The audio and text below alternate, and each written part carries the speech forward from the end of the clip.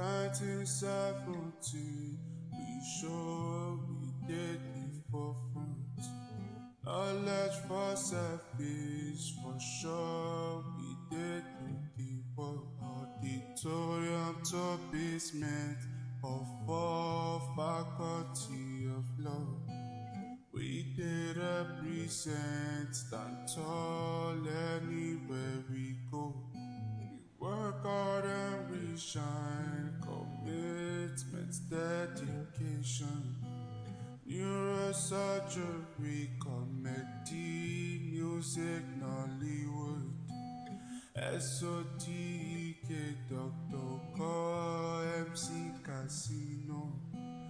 We did represent, stand tall anywhere we go. Great Uniben, great Uniben, great Uniben, great Uniben. Hello, viewers. Welcome to another episode of the Uniben Alumni series. As you know, this is the show where we promote the activities of the University of Benin Alumni Association, its members, and the University of Benin. And today's episode is quite, it's something I've always anticipated because the guest is someone I know so well. He's a friend and he's a brother. He's comrade. Are you still a comrade? I will come to that. He used to be a comrade. He used to be at the vanguard of struggles while we were in school. He's Abraham Jerome Ogbeide. He's currently the Public Relations Officer of the University of Benin Alumni Association, United Kingdom chapter. He was one time Secretary of the Uniben Comrade Community. Thank you so much, Abraham, for joining us today. Thank you so much, Kaka. It's a rare privilege to be on this all-important program, one that I have watched with so much excitement, having seen the kind of caliber of men and women who have graced this. And I'm privileged to be here, and thank you for having me. Thank you so much, AB. Where do we start from? Okay, you didn't clarify the comrade parts. I think, are you still a comrade, or there's no struggle in the United Kingdom for you to show your comradeship? The question, if I'm still a comrade, is a two-way situation. Like I always tell anybody, I haven't participated in any struggle, either within Uniben or within the school community or outside in your workplace.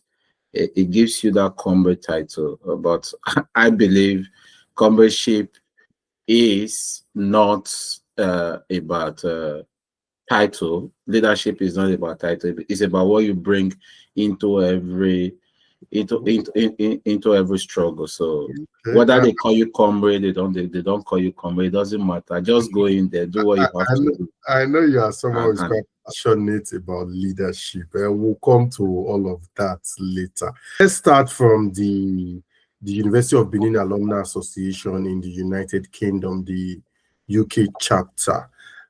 We know the reunion will be held later in the summer. It could not hold last year because of some logistics and other issues, but it has been postponed to this year. And the association, which you and I are members of the executive, we are planning for the big one later in the summer. As a spokesperson of the association, can you let us know what are the plans? What are what's the date we are looking at? What's the venue? And what are the plans to invite alumni of the great University of Benin, resident in the United Kingdom, to attend? Thank you so much.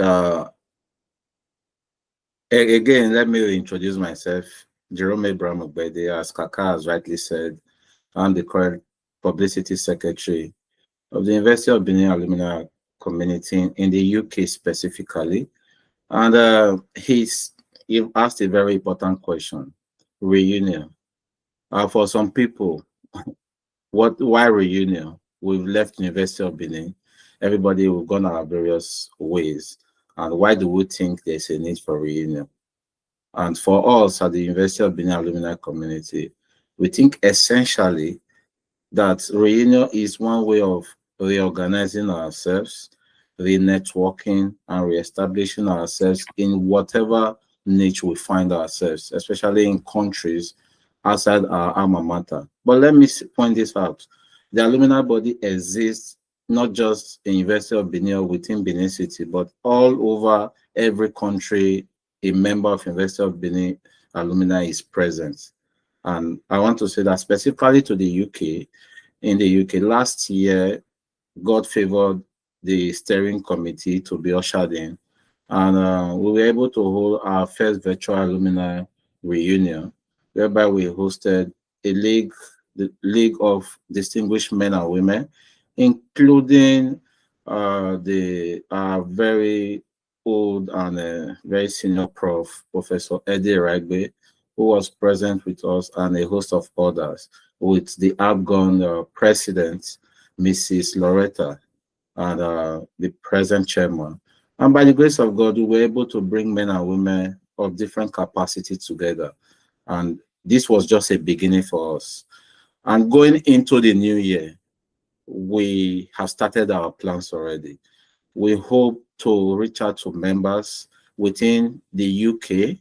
And when I say the UK specifically, we are saying England, Wales, Scotland, and Ireland, Northern Ireland, within these four regions.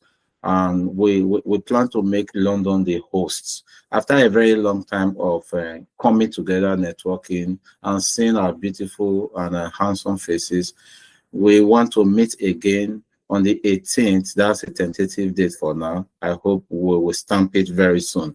18th of July in London. And for us, we all know that the capital city of the United Kingdom is London. And there is nowhere to begin without starting from where the seat of power is. So the main aim of this reunion is for us to reconnect, for us to mingle, and for us to share ideas again. We started from somewhere. Everyone who graduated from Uniben started from year one. We are no longer in year one, but every one of us, we are in our various years in our lives. But it doesn't matter when it comes to Uniben. What matters is when we come together, we see the friendship we started on campus, we see the reconnection, we see the struggles, and we're able to use it to define the future we are working into and support each other as we move forward.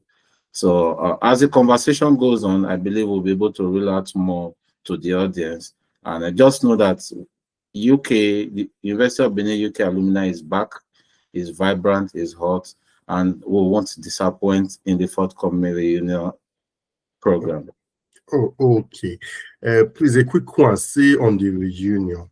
Definitely, we're expected to have different generation of Uniben graduates on that day. So, what kind of activities do we expect to see that will bring these different generations together?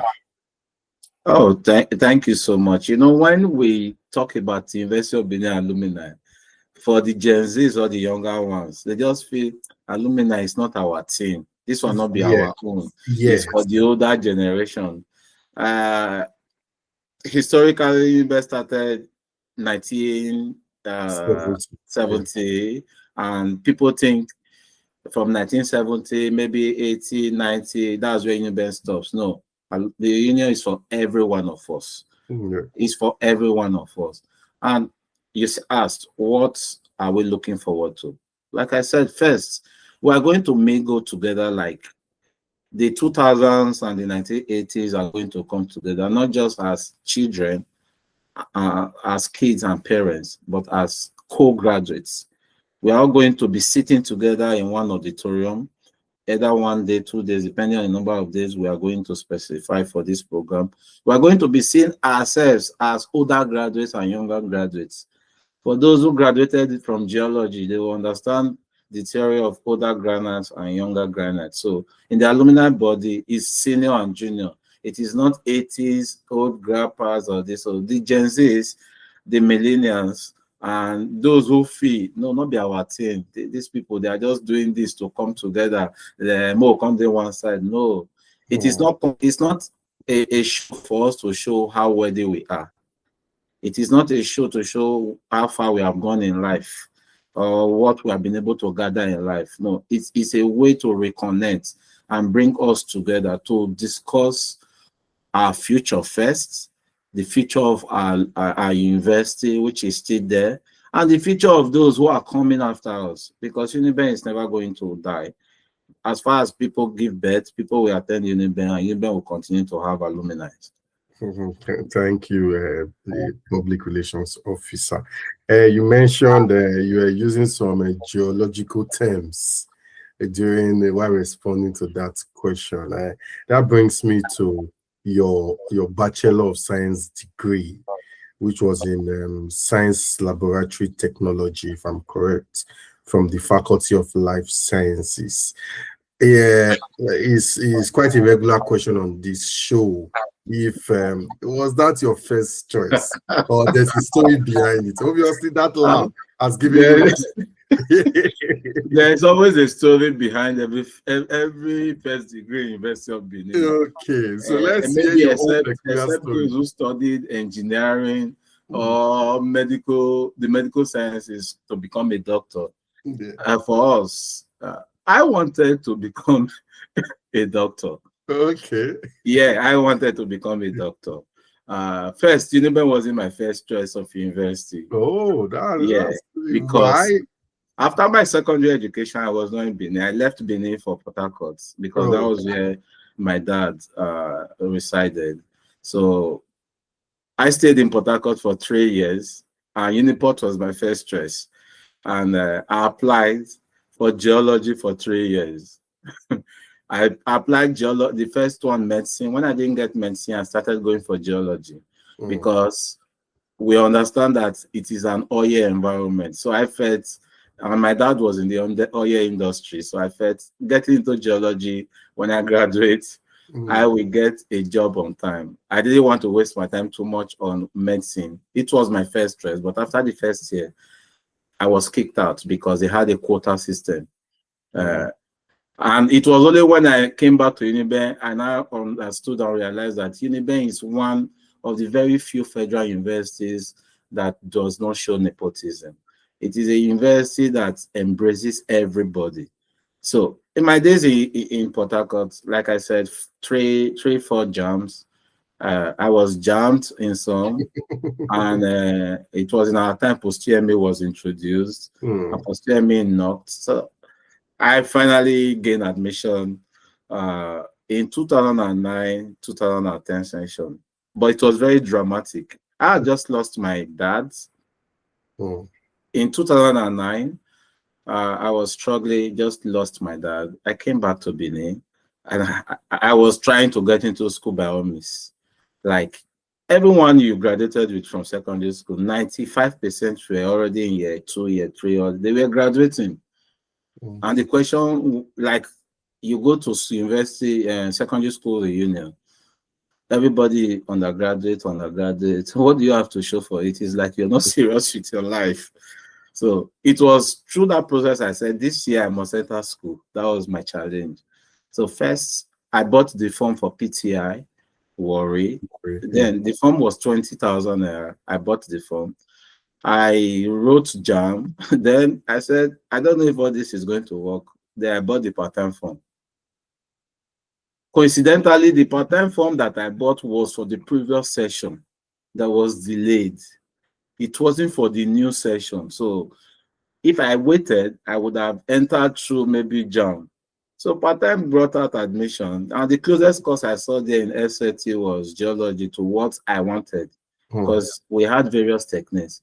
And I saw that there's a stage you get to in SAT, you can choose what you want. And that was how I just went for SAT with the hope of once I get to year 2, year 3, year 4, I will divert. It's just like the medical biochem, all those ones. So that was it. I was just getting my admission in SAT. I've done my clearance, and that session was being phased out for a new session to begin. JAM result came out. I passed. Road pursuing me, I passed, and they were offering me a Greek science. So Uniben offered me a Greek science. So that was when I just told myself, you better say I continue with this my SLT because I don't see myself going to that system. We didn't know what we know now because many of us didn't have the privilege or the opportunity to get the mentorship of the kind of course to study. It was just the drive. So that was how I got into SLT, because I saw geology, not because it was my primary first choice of study. Okay. You went there to do some years, and you got your BSc from SLT with geology option. In geology option, did you at any point miss the fact that you were not able to study medicine? Did you reconsider at any point? Oh, I want to go back to the university to study medicine. It's a no, because immediately once I set my mind to do something, I don't like to divide my attention. So when I got into SLT, we got all the negative publicity. It was a local program, from local program, part-time program. At a point, the program was threatened. But I think that was the biggest struggle I ever fought in my life. When people were leaving, we were about 600 that we admitted in a class. At the end of 100 level, the number came down to about 400. And all we wanted, together with our senior colleagues, was to push, to fight for accreditation. And so I never thought it was a mistake, because I just felt this is what I wanted. And I got a very quick leader who encouraged me. Like, he was somebody at my clearance. I met him, and the first set of words he told me gave me the courage to say, no, this is the right place for me.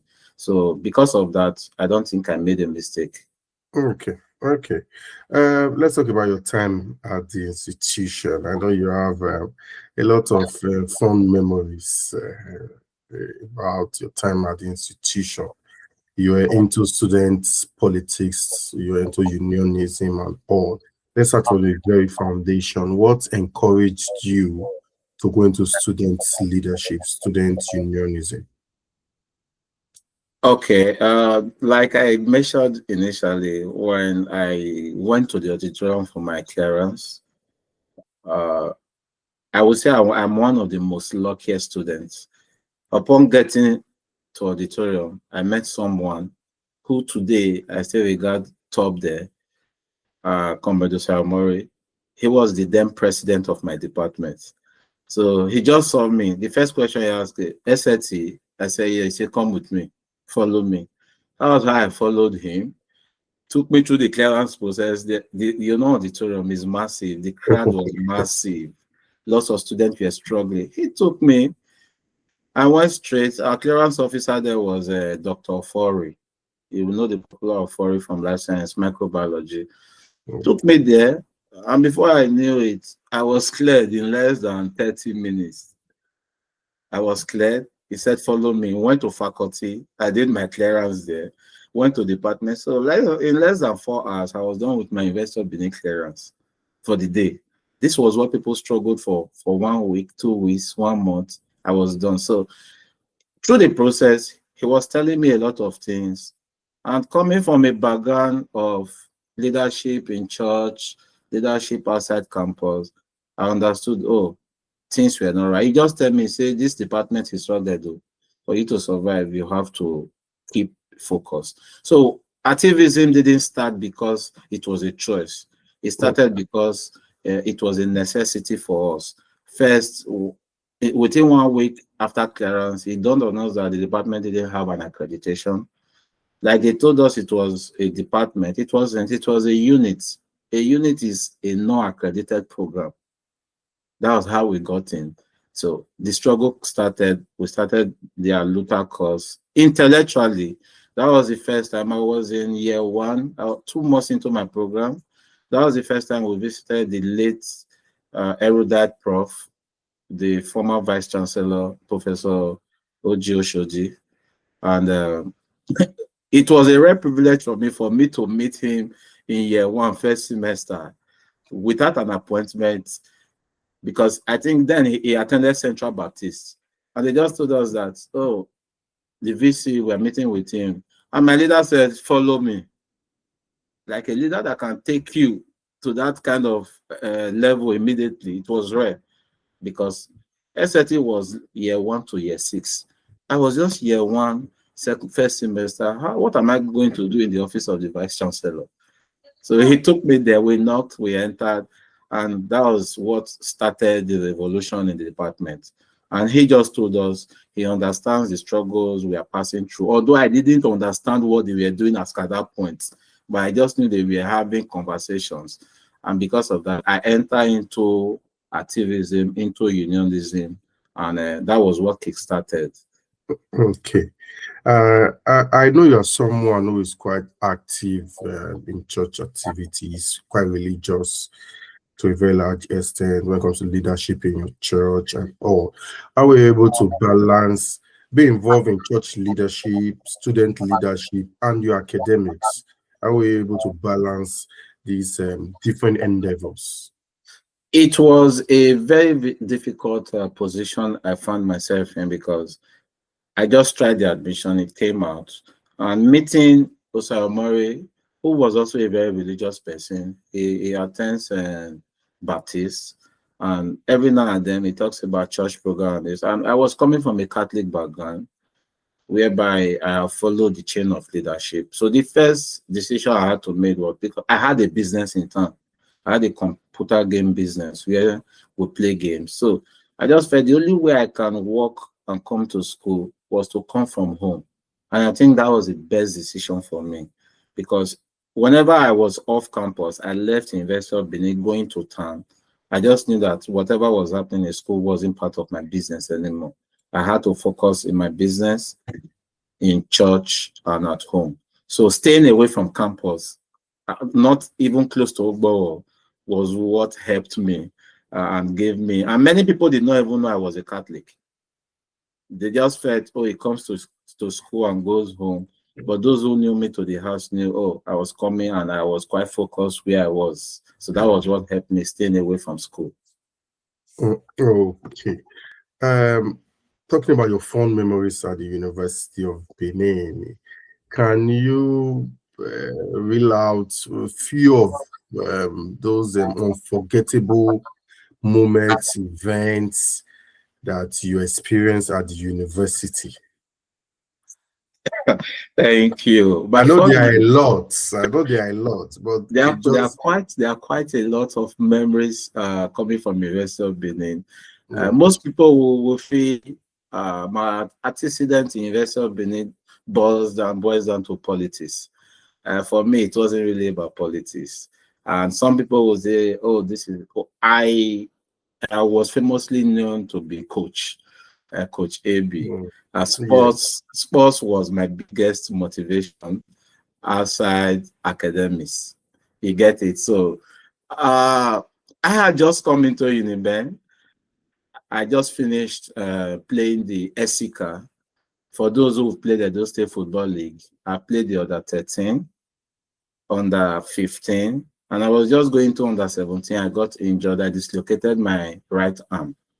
And so I stayed away from the tournament. So I was already coaching and playing. So getting admission into Uniben. Before then, the government of when Rashid was director of sport, Comrade Rashid, the current UCC chairman, he was director of sport, I think, in 2008. Yeah, was that Chinelu's? No, it was when Miriam. No, it was. I think it was Chinelo. Yes, if I can recall. Yeah, it was Chinelo before Martin Luther, right? Yes, it was Chinelo before Martin Luther. So that government, my cousin was director of sport education, and I wasn't in school in 2008. He called me and said, "I know you are good. Come and coach my faculty." I didn't understand what the term faculty was. So I just came. Marion then was ASG education. One Osas was the faculty president. And I came and everybody said he introduced me. That was how I started coaching education. And I faced the almighty life science. in the quarterfinal, in group stage, and they trashed me thoroughly. They taught me how to play football that day. They had some of the best players. So immediately I got admission into school, and I saw that I was a faculty of life science. I said, wow, the best football faculty in the school. Man, I want to be here. So I quickly approached the student leadership at that level, and they gave me the job of coach in my department. So that was where I started coaching. And for me, that metamorphosis started the most unforgettable times, because with sports, I was able to build a community of disciplined men and women. I failed many times. I was winning the department faculty level. When it got to the interfaculty games, the VC Cups, I couldn't win it. My hand wasn't getting to the good. Then in 2015, that was one unforgettable time I will never forget. I met Faculty of Arts in the final. We were all prepared and everything. They were leading 1-0. We got a penalty, and one of my most senior players lost the penalty. And Faculty of Arts won the final. I cried like a baby, like the coach crying before the players. So I was supposed to be telling the players, it's okay, we can do it again. But I was in my final year. And I just told them, it's over, I'm not coming back. And one player came to meet me and said, coach, just know that if you leave now, you don't come back. You just know that the generation of life science is gone, and we will never win the VC Cup for a very long time.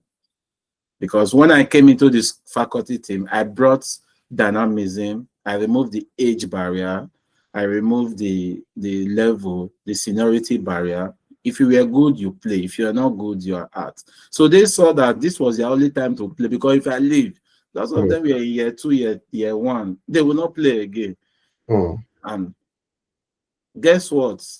The next year we got to the final. It was a final back-to-back. I won. The next 2 years I got to the final, we won. So I became the first coach to play 3 Vice Chancellor's Cup finals in a row.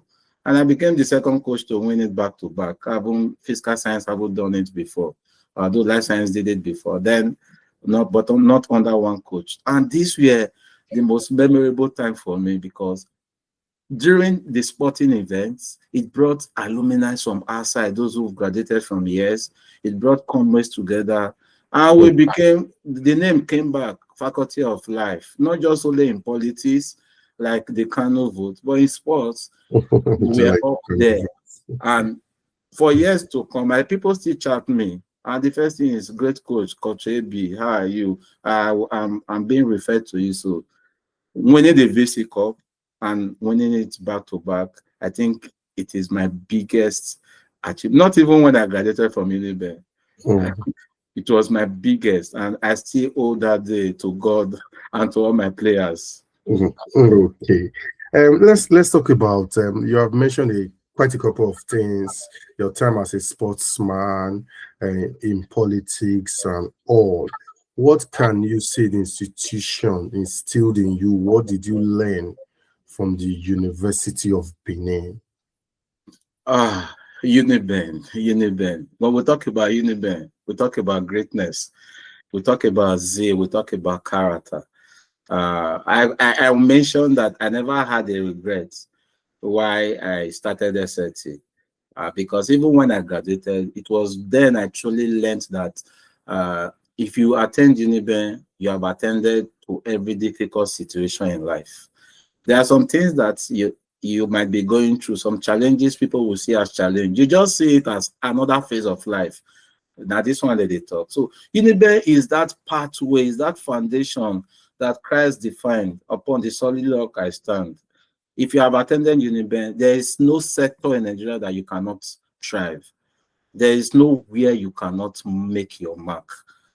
It is difficult to explain what Uniben gives you. In academics, excellence, in unionism, we are up there.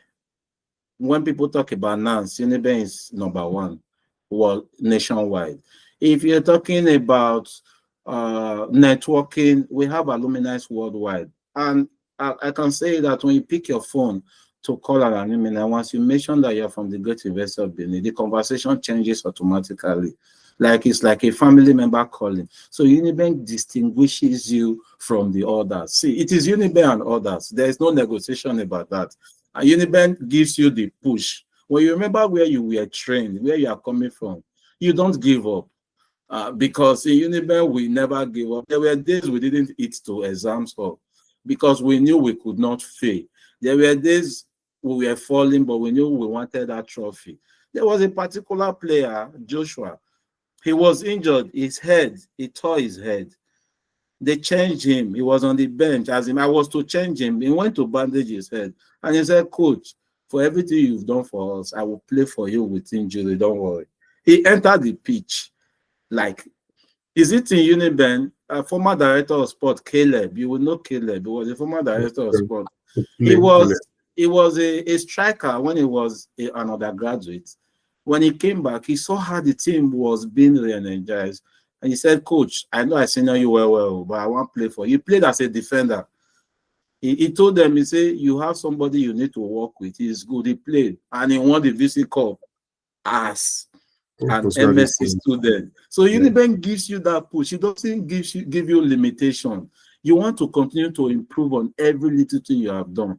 And that is Uniben for you. Uniben takes away that prideful character from you and tells you, see, anywhere you reach, so drop everything when you get. Start to the work. Just to show yourself. And your work will always show you because you get where your work is. They'll call you, say, if that's say you too sabi, you want to take this chance. So for us and for me specifically, Uniben gave me the foundation to push in life and to live. And today I'm grateful to my alma mater because it is everything I ever wished for. Thank you so much for your brilliant responses, and you have actually re-energized my love and passion for the university. Like I said at the very start of the interview, that I've actually looked forward to this interview because I know the passion, I know the zeal you have for the alma mater. Thank you, Comrade Abraham Jerome Ogbeide, the Public Relations Officer of the University of Benin Alumni Association United Kingdom chapter and one-time Secretary General of the Uniben Comrade Community. It was good to have you on the show. Thank you so much, sir. Thank you. That's the end of the show. Continue to subscribe to our channel. We'll bring more exclusive interviews of Uniben alumni.